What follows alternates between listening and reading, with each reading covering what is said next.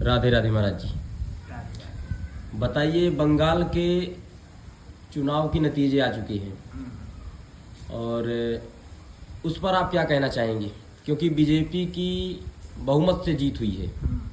देखिए, बंगाल चुनाव के नतीजों का इंतजार हम भी बहुत बेसब्री से कर रहे थे। कल हमने कक्षा के दौरान विद्यार्थियों से चर्चा भी की थी और इसका कारण सिर्फ और सिर्फ यह है कि बंगाल के जो पुराने नेता थे, जो सत्ता में बैठे हुए थे, तो आप उनको देखिए, वो मुख्य रूप से एक धर्म को टारगेट कर रहे थे और मुख्य रूप से धार्मिक लड़ाई लड़ रहे थे।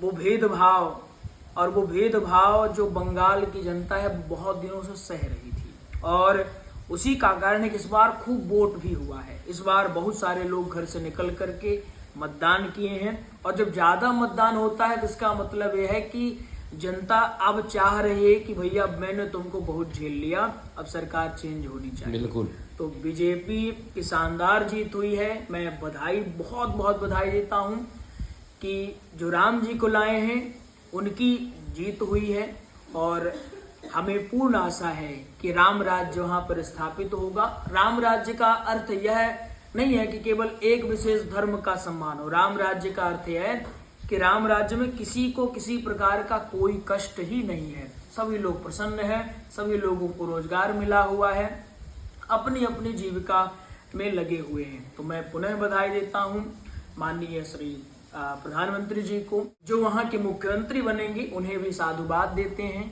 कि वे भी धर्मनिष्ठ होकर के खूब बढ़िया काम करें और जनता जनार्दन को भी मैं बधाई दे रहा हूं कि आपने बढ़िया निर्णय लिया और एक ऐसी सरकार आई जो धर्मनिष्ठ है।